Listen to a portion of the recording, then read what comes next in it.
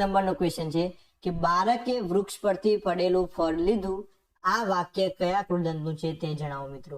તો અહીંયા મિત્રો આપણને કોઈ અંડરલાઈન આપેલી નથી, સાથે સાથે આપણે જાતે કૃદંત ફાઇન્ડ કરવાનો છે. તો અહીંયા કૃદંત વાળો શબ્દ કયો છે એ આપણને ખબર હોવી જોઈએ.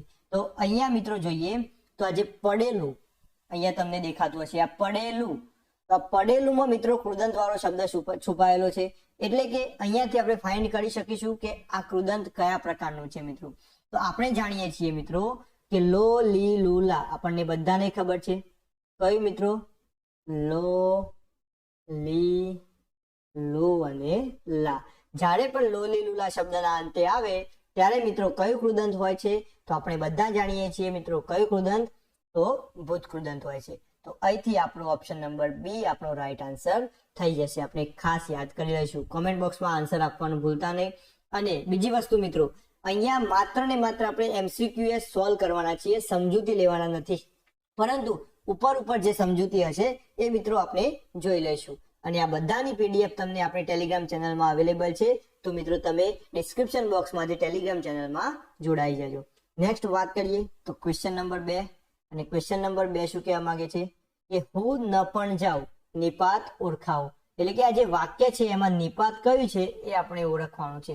ઓપ્શન એ છે ન, ઓપ્શન બી છે પણ, ઓપ્શન સી છે હું અને ઓપ્શન ડી છે જાઉં. તો યાદ રાખીશું મિત્રો કે આ જે પણ છે એ આપણું નિપાત થઈ જશે. અને આ પણ છે એ મિત્રો કયું નિપાત થઈ જશે? ફટાફટ કોમેન્ટ બોક્સમાં આન્સર આપો. જો આ પણ છે મિત્રો એ કયું નિપાત છે એ તમારે કોમેન્ટ બોક્સમાં આન્સર લખવાનો છે, જેથી કરીને ખ્યાલ આવી જશે. નેક્સ્ટ વાત કરીએ મિત્રો, એટલે કે અહીંથી આપણો option number B right answer. તો ક્વેશ્ચન નંબર 3 અને 3 નંબરનો ક્વેશ્ચન છે જેમ ફાવે તેમ બોલો તે સારું નહીં, વાક્યનો પ્રકાર ઓળખાવો. મિત્રો આ કયું વાક્ય છે? સાદું વાક્ય છે, મિશ્ર વાક્ય છે, સંકુલ વાક્ય છે, એ કયું વાક્ય છે એ આપણે કહેવાનું છે મિત્રો. તો આપણે જાણીએ છીએ મિત્રો જેમ તેમ. શું લાગ્યું મિત્રો? અહીંયા સંયોજક લાગ્યું. કયું? તો જેમ તેમ. અને જ્યારે આ સંયોજક લાગે ત્યારે મિત્રો કયું વાક્ય બને છે? તો સંકુલ વાક્ય બને છે. કયું વાક્ય બનશે મિત્રો? સંકુલ વાક્ય બનશે. તો અહીંથી આપણો option number C right answer થઈ જશે. ખાસ આપણે યાદ કરી લઈશું. નેક્સ્ટ વાત કરીએ તો ક્વેશ્ચન નંબર 4 છે મિત્રો. અને 4 નંબરનો ક્વેશ્ચન છે ખાલી જગ્યા વાક્યનું ભાવે પ્રયોગમાં રૂપાંતર થઈ શકે છે મિત્રો. તો કયું વાક્ય હોય તો એને આપણે ભાવે પ્રયોગમાં રૂપાંતર કરી શકીએ છીએ? જ્યારે મિત્રો આપણે આ થિયરી ભણ્યા હતા ત્યારે તમને મેં જણાવ્યું હતું કે કર્તરી, જે કર્તરી વાક્ય છે, આ કર્તરી વાક્ય મિત્રો 2 પ્રકારે હોય છે. એક અકર્મક કર્તરી હોય. શું હોય મિત્રો? અકર્મક કર્તરી હોય. અને બીજું હોય સકર્મક કર્તરી. એટલે કે જેનામાં કર્મનું પ્રધાન હોય તેને સકર્મક કહેવાય, અને જેનામાં કર્મ ના હોય તેને અકર્મક કહેવાય. તો કર્તરી વાક્ય 2 પ્રકારે હોય છે, એક તો સકર્મક અને બીજું અકર્મક. ત્યારે આપણે જોયું હતું કે જે સકર્મક કર્મની વાક્ય છે એ મિત્રો શેમાં રૂપાંતર થશે? ખાસ મિત્રો સકર્મક કર્તરી વાક્ય છે એ મિત્રો શેમાં રૂપાંતર થશે? તો એ કર્મણીમાં રૂપાંતર થશે. શેમાં રૂપાંતર થશે? કર્મણીમાં. અને જે અકર્મક કર્તરી વાક્ય છે એ શેમાં રૂપાંતર થશે? તો ભાવેમાં રૂપાંતર થશે. આ મિત્રો યાદ રખાયું હતું આપણે તમને. તો અહીંયા ક્વેશ્ચન એવો છે કે કયા વાક્યનું ભાવે પ્રયોગમાં રૂપાંતર થઈ શકે છે? તો જે પણ વાક્ય અકર્મક હશે એ વાક્યનું મિત્રો આપણે ભાવે પ્રયોગમાં રૂપાંતર કરી શકીશું. એટલે અહીંથી આપણો ઓપ્શન નંબર એ રાઈટ આન્સર થઈ જશે. ખાસ યાદ કરીશું. નેક્સ્ટ વાત કરીએ તો ક્વેશ્ચન નંબર 5 અને 5 નંબરનો ક્વેશ્ચન છે આપેલા વિકલ્પોમાંથી સાચી જોડણી શોધો. એટલે કે આપણે જોડણી શોધવાની છે મિત્રો. કઈ સાચી છે? ઉચ્છ્વાસ, સંન્યાસી, ઉદ્ઘાટન કે ચિહ્ન? તો મિત્રો ઉચ્છ્વાસ બોલાય અહીંયા. તો સંન્યાસીમાં ભૂલ છે, ત્યારે ઉદ્ઘાટનમાં પણ ભૂલ છે. એક જ જોડણી સાચી છે. કઈ જોડણી સાચી છે મિત્રો? તો ચિહ્ન. કઈ જોડણી સાચી છે મિત્રો? તો ચિહ્ન જોડણી સાચી છે. એટલે કે અહીંથી આપણો option number D right answer થઈ જશે મિત્રો. જોડણી મિત્રો નિયમો યાદ રાખીશું તો તકલીફ પડશે, પરંતુ જેટલા પણ શબ્દો તમારી આંખ સામેથી ગયા હશે તો મિત્રો તમને જોડણી યાદ રાખવામાં તકલીફ પડશે નહીં. એટલે મેક્સિમમ મિત્રો તમે વાંચેલું હશે, મેક્સિમમ શબ્દો જોયા હશે તો તમને જોડણી ઓટોમેટિક યાદ રહી જશે. નંબરનો ક્વેશ્ચન છે મિત્રો ઝાકળનો સમાનાર્થી જણાવો. શું મિત્રો? ઝાકળ છે, આ ઝાકળ શબ્દ એનો સમાનાર્થી શું થાય એ આપણે કહેવાનો છે. તો ઓપ્શન એ છે ઓસ, ઓપ્શન બી છે તુષાર, ઓપ્શન સી છે ગાવર અને ઓપ્શન ડી છે આપેલ તમામ. તો ફટાફટ કોમેન્ટ બોક્સમાં આન્સર આપો. મિત્રો આ શબ્દ ધોરણ 11 ની જીસીઆરટી માંથી લીધેલો છે કે ઝાકળ શબ્દનો સમાનાર્થી શું હોઈ શકે? તો ઝાકળ શબ્દનો સમાનાર્થી મિત્રો ઓસ પણ થાય, તુષાર પણ થાય અને ગાવર પણ થાય. એટલે કે આપેલ તમામે તમામ મિત્રો ઝાકળ શબ્દના સમાનાર્થી થશે. આ વસ્તુ યાદ કરી લઈશું. નેક્સ્ટ વાત કરીએ મિત્રો, એટલે કે અહીંથી તો આપણો option number D right answer થઈ જશે. નેક્સ્ટ ક્વેશ્ચન નંબર 7 અને 7 નંબરનો ક્વેશ્ચન છે ફુવડ. મિત્રો કયો શબ્દ આપેલો છે? તો ફુવડ. તો ફુવડનો વિરોધાર્થી શબ્દ જણાવો મિત્રો. મિત્રો આ જે શબ્દ ભંડોળ છે એ તમારે મેક્સિમમ તૈયાર કરવું પડશે, કારણ કે આમાં કોઈ નિયમ યાદ રહેશે નહીં, આમાં કોઈ નિયમ લાગુ પડશે નહીં. તો ફુવડનું શું થશે મિત્રો? ઘુવડ, સુઘડ, નામના કે પોષક. તો યાદ રાખીશું મિત્રો, ફુવડ એટલે સુઘડ. શું યાદ રાખીશું? ફુવડનો વિરોધાર્થી થશે સુઘડ. એટલે કે અહીંથી આપણો option number B right answer થઈ જશે. ખાસ યાદ કરી લઈશું મિત્રો. નેક્સ્ટ વાત કરીએ તો ક્વેશ્ચન નંબર 8 અને 8 નંબરનો ક્વેશ્ચન છે કોરાણે. મિત્રો શું? કોરાણે. આ જે કોરાણે શબ્દ છે એનો તળપદા શબ્દનું શિષ્ટ રૂપાંતર છે. એટલે કે આ કોરાણે શબ્દનો તળપદો શબ્દ કયો થશે? ઓપ્શન એ છે કોઈક, ઓપ્શન બી છે પારકાને, ઓપ્શન સી છે બાજુએ અને ઓપ્શન ડી છે દિવાલે. તો યાદ રાખીશું મિત્રો કે આ જે કોરાણે શબ્દ છે, આ કોરાણે શબ્દનો બીજો અર્થ થશે બાજુએ. શું થશે મિત્રો? બાજુએ. એટલે કે કોરાણે શબ્દ જ્યાં બોલાય ત્યારે એનો મતલબ એવો થાય કે બાજુએ શબ્દનો અર્થ થાય છે. એટલે કે અહીંથી આપણો option number C right answer થઈ જશે. ખાસ આપણે યાદ કરી લઈશું. નેક્સ્ટ વાત કરીએ તો નેક્સ્ટ છે મિત્રો ક્વેશ્ચન નંબર 9, એટલે કે 9 નંબરનો ક્વેશ્ચન છે શબ્દ સમૂહ માટે એક શબ્દ જણાવો. કે સાચવી રાખવા સોંપેલી વસ્તુ. જે વસ્તુને આપણે સાચવી રાખવા સોંપેલી હોય એ વસ્તુને આપણે શું કહીએ છીએ? તો એ શબ્દ સમૂહ માટે એક શબ્દ છે ઓપ્શન એ થાપણ, ઓપ્શન બી તકાજો, ઓપ્શન સી નિરર્થક અને ઓપ્શન ડી એકથ્ય. તો જે પણ વસ્તુને આપણે સાચવી રાખવા માટે વસ્તુ સોંપેલી હોય બીજાને, તો એને શું કહીએ છીએ? કે થાપણમાં મૂકેલી વસ્તુ કહીએ છીએ. આપણે શું કહીએ છીએ? થાપણમાં મૂકેલી વસ્તુ. એટલે કે શબ્દ સમૂહ માટે એક શબ્દ શું થઈ જશે? થાપણ. એટલે કે અહીંથી આપણો ઓપ્શન નંબર એ રાઈટ આન્સર થઈ જશે. ખાસ આપણે યાદ કરી લઈશું. નેક્સ્ટ વાત કરીએ હવે તો નેક્સ્ટ આપણો છે ક્વેશ્ચન નંબર 10 અને 10 નંબરનો ક્વેશ્ચન છે 100 મન રૂની તરાઈએ શું? રૂઢિપ્રયોગનો અર્થ આપો. શું મિત્રો? 100 મન રૂની તરાઈએ શું? આ જે છે એનો રૂઢિપ્રયોગનો અર્થ શું થશે? સખત મહેનત કરવી, નિશ્ચિંત રહેવું, ખૂબ કરજ હોવું કે પૈસો વેડફવો. તો યાદ રાખો મિત્રો, 100 મન રૂની તરાઈએ શું એટલે કે એકદમ ટેન્શન વિના શું મિત્રો, કોઈ પણ પ્રકારની ચિંતા વગર શું. તો એનો મતલબ એવો થશે કે નિશ્ચિંત રહેવું. શું થશે મિત્રો? તો નિશ્ચિંત રહેવું. એટલે કે અહીંથી આપણો option number B right answer થઈ જશે. ખાસ આપણે યાદ કરીશું. નેક્સ્ટ વાત કરીએ તો ક્વેશ્ચન નંબર 11 અને 11 નંબરનો ક્વેશ્ચન છે જાગ્યા ત્યાંથી સવાર. મિત્રો ઘણી જગ્યાએ આ વસ્તુ આપણે સાંભળેલી છે કે જાગ્યા ત્યાંથી સવાર. આ જે કહેવત છે, આ કહેવતનો અર્થ શું છે એ આપણને ખબર હોવી જોઈએ. તો ઓપ્શન એ છે જે હસ્તગત કરે તે માલિકી ભોગવે, ઓપ્શન બી ચોર ગમે તેમ કરીને ધાપ મારી જાય, ઓપ્શન સી દોષ સમજાય કે તરત છોડવો અને ઓપ્શન ડી એક પણ નહીં. તો મિત્રો યાદ રાખીશું, જાગ્યા ત્યારથી સવાર એટલે એનો મતલબ શું કે જ્યારે પણ આપણને ખબર પડે છે કે આપણે આ કામ કરવાનું બાકી છે અથવા તો આપણા જીવનના દોષો આપણને સમજાય છે કે આ મારી અંદર દોષ છે, તો આ દોષ ત્યારથી જ આપણે એને છોડશું, ત્યારથી જ એને ત્યાગીશું. તો આ વસ્તુને આપણે શું કહીશું? તો જાગ્યા ત્યારથી સવાર. એટલે કે દોષ સમજાય કે તરત જ છોડવો. ખાસ આપણે યાદ કરીશું. એટલે કે અહીંથી આપણો option number C right answer થઈ જશે. ખાસ મિત્રો યાદ કરી લઈશું. નેક્સ્ટ વાત કરીએ તો નેક્સ્ટ છે મિત્રો ક્વેશ્ચન નંબર 12 સાચી સંધિ શોધો. સાચી સંધિ શોધવાની છે મિત્રો આપણે. ઓપ્શન એ છે અનુષ્ઠાન, અનુ વત્તા સ્થાન, ઓપ્શન બી છે તૃષ્ણા, તૃષ વત્તા ના, ઓપ્શન સી છે સમીક્ષા, તો સમ વત્તા ઈચ્છા અને ઓપ્શન ડી છે સંસ્કૃતિ, સમ વત્તા કૃતિ. તો ફટાફટ મિત્રો કમેન્ટ બોક્સમાં આન્સર આપી દો કે સાચી સંધિ શું હોઈ શકે. તો અહીંયા મિત્રો આ ત્રણે ત્રણ ખોટી સંધિ છે. તૃષ્ણા, સમીક્ષા અને સંસ્કૃતિ. એકમાત્ર સાચી છે મિત્રો કઈ? તો ઉ પછી મિત્રો અ કે સની આગળ અ કે આ સિવાયનો કોઈ પણ સ્વર આવે તો મિત્રો એનો શ થઈ જાય છે, આપણે જાણીએ છીએ. એટલે કે અનુ વત્તા સ્થાન બરાબર શું થઈ જાય છે? અનુષ્ઠાન થઈ જાય છે. એટલે કે અહીંથી આપણો ઓપ્શન નંબર એ રાઈટ આન્સર થઈ જશે. ખાસ મિત્રો ક્લિયર કરી લઈશું. નેક્સ્ટ વાત કરીએ તો ક્વેશ્ચન નંબર 13 છે મિત્રો. અને 13 નંબરનો ક્વેશ્ચન છે કે ભોળાનાથ શબ્દનો સમાસ ઓળખાવવાનો છે મિત્રો. શું? તો ભોળાનાથ. ભોળાનાથ શબ્દનો સમાસ શું થાય? ફટાફટ કોમેન્ટ બોક્સમાં આન્સર આપી દો. આપણી જે પદ્ધતિ છે 13A, 13B, 13C અને 13D.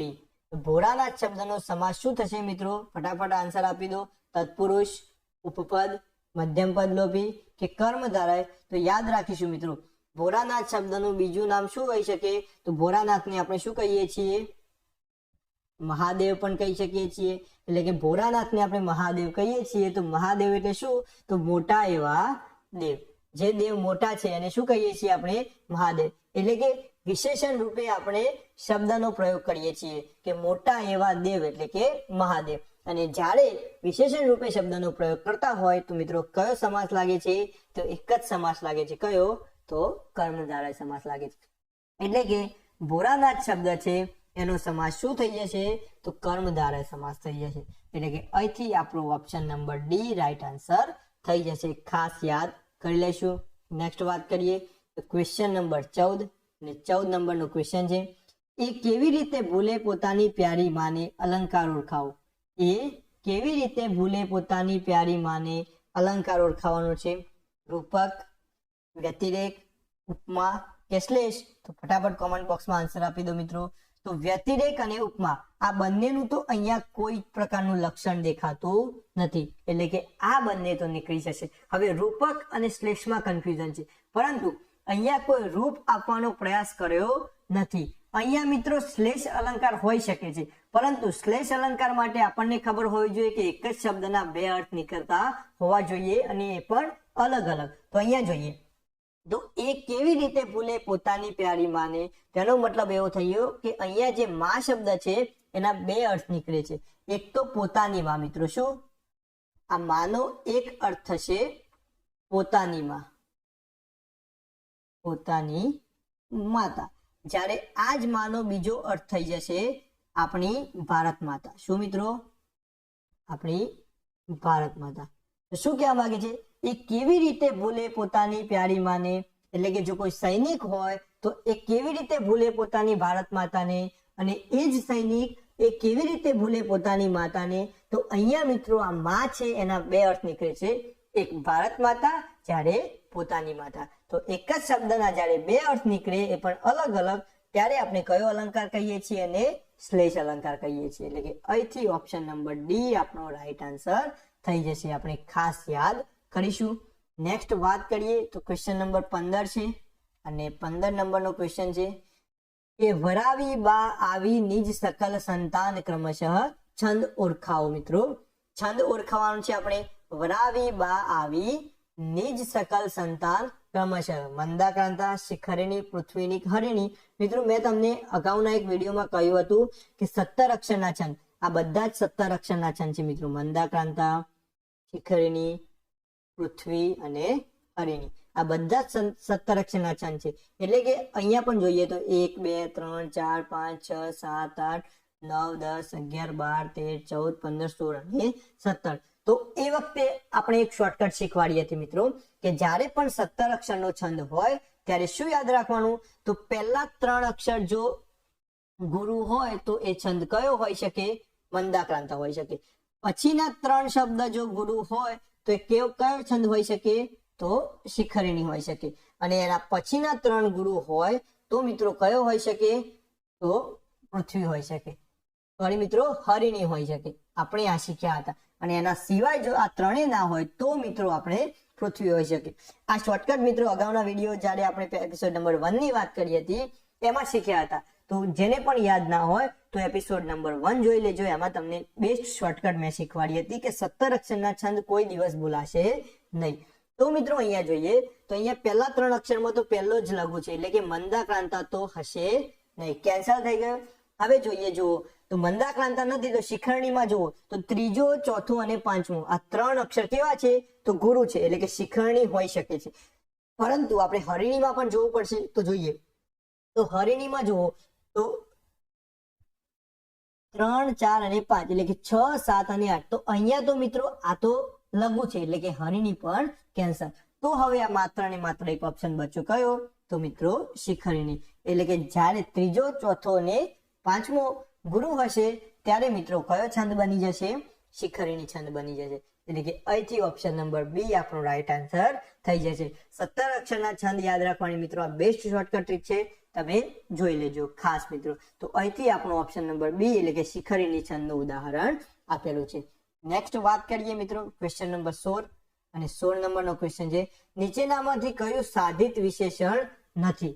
સાધિત વિશેષણ નથી તો યાદ રાખીશું જાનવંત, સમજણું, ઘાટીલું કે સુંદર. તો યાદ રાખીશું કે આ જાનવંત છે એ પણ સાધિત વિશેષણ છે, સમજણું છે એ પણ સાધિત વિશેષણ છે, ઘાટીલું પણ સાધિત વિશેષણ છે, જ્યારે સુંદર છે એ મિત્રો સાધિત વિશેષણ નથી. એટલે કે અહીંથી આપણો ઓપ્શન નંબર ડી એટલે કે સુંદર છે એ મિત્રો સાધિત વિશેષણ નથી અને ડી નંબરનો ઓપ્શન આપણો રાઈટ આન્સર થઈ જશે. ખાસ યાદ કરી લઈશું. નેક્સ્ટ વાત કરીએ તો ક્વેશ્ચન નંબર 17 છે અને 17 નંબરનો ક્વેશ્ચન શું કહેવા માંગે છે કે સડક પર ઝૂકેલા વૃક્ષને મોર બેઠા છે. છંદ ઓળખવાનો છે આપણે. તો સડક પર ઝૂકેલા વૃક્ષને મોર બેઠા છે. તો જોઈએ મિત્રો તો 1, 2, 3, 4, 5, 6, 7, 8, 9, 10, 11, 12, 13, 14 અને 15 અને 15 અક્ષરનો એક જ છંદ છે કયો મિત્રો? માલિની. અને માલિની ઓપ્શનમાં છે તો હા અહીંયા ઓપ્શનમાં છે ઓપ્શન નંબર સી. તો આ જે છંદ છે એ મિત્રો કયો છંદ થઈ જશે? ઓપ્શન નંબર સી માલિની છંદ થઈ જશે. એટલે આપણો રાઈટ આન્સર પણ ઓપ્શન નંબર સી થઈ જશે. નેક્સ્ટ વાત કરીએ તો ક્વેશ્ચન નંબર 18 છે અને 18 નંબરનો ક્વેશ્ચન છે ચાલ્યો વાટમાં જ્ઞાનના ઘાટમાં. મિત્રો અલંકાર ઓળખાવો. શું આપેલું છે? ચાલ્યો વાટમાં જ્ઞાનના ઘાટમાં. તો ઓપ્શન એ છે યમક, ઓપ્શન નંબર બી છે રૂપક, ઓપ્શન સી છે શબ્દાનુપ્રાસ અને ઓપ્શન ડી છે એ અને બી બંને. તો ફટાફટ કોમેન્ટ બોક્સમાં આન્સર આપી દો મિત્રો. શું આન્સર આવી શકે છે કે ચાલ્યો વાટમાં જ્ઞાનના ઘાટમાં મિત્રો. તો અહીંયા જોઈએ શબ્દાનુપ્રાસમાં તો મિત્રો શબ્દો હોવા જોઈએ, શબ્દના પ્રાસ હોવા જોઈએ, 2 થી વધુ શબ્દો હોવા જોઈએ મિત્રો. શું? 2 થી વધુ શબ્દો હોવા જોઈએ. એટલે કે શબ્દાનુપ્રાસ તો નહીં જ આવે મિત્રો. પરંતુ અહીંયા જુઓ તો આ રૂપક આપવામાં આવેલું છે એક તો કે ચાલ્યો વાટમાં જ્ઞાનના ઘાટમાં. એટલે કે એક રૂપક છે એટલે કે આ અલંકાર રૂપક તો છે પરંતુ જો અહીંયા વાટમાં ઘાટમાં મિત્રો આ યમકનું પણ ઉદાહરણ કહી શકાય. તો મિત્રો યમકનું પણ ઉદાહરણ કહી શકાય. એટલે કે અહીંથી આપણો option number D right answer થઈ જશે કે આ જે અલંકાર છે એ યમક અને રૂપક બંનેનો છે. એટલે કે અહીંથી આપણો option number D right answer થઈ જશે. યાદ કરી લઈશું ખાસ આપણે. નેક્સ્ટ વાત કરીએ તો ક્વેશ્ચન નંબર 19 છે અને 19 નંબર છે કે મુશળધાર શબ્દનો સમાસ ઓળખાવો. મુશળધાર મિત્રો સાંબેલા જેવી જેની ધાર છે એ એટલે શું? તો આપણે કહી દીધું કે શું સાંબેલા જેવી જેની ધાર છે એને મુશળધાર કહીએ છીએ આપણે. તેને બહુવ્રીહી, કર્મધારય, તત્પુરુષ એક પણ નહીં. તો યાદ રાખીશું મિત્રો કે મુશળધાર એટલે કે સાંબેલા જેવી જેની ધાર છે એને આપણે બહુવ્રીહી તરીકે ઓળખીએ છીએ. એટલે કે આ સમાસ કયો થઈ ગયો? બહુવ્રીહી સમાસ. અને અહીંથી આપણો ઓપ્શન નંબર એ રાઈટ આન્સર થઈ જશે. ખાસ યાદ કરીશું. નેક્સ્ટ વાત કરીએ તો ક્વેશ્ચન નંબર 20 છે અને 20 નંબરનો ક્વેશ્ચન છે ચોપડીમાં જ મસ્ત રહેનાર શબ્દ સમૂહ માટે એક શબ્દ આપો. જે પણ વ્યક્તિ ચોપડીમાં જ રહે છે એને ચોપડીમાં જ મસ્ત રહેનાર એના માટેનો એક શબ્દ છે. આપણે કયો શબ્દ વાપરીએ છીએ? શબ્દવેદી, વેદિયું, શ્રમજીવી કે કામચોર. તો યાદ રાખીશું કે ચોપડીમાં જ જે મસ્ત રહે છે એના માટેનો જે શબ્દ છે શબ્દ સમૂહ માટે એને આપણે શું કહીએ છીએ? તો વેદિયું કહીએ છીએ મિત્રો. શું કહીએ છીએ? વેદિયું. એટલે કે અહીંથી option number B right answer થઈ જશે. ખાસ આપણે યાદ કરી લઈએ.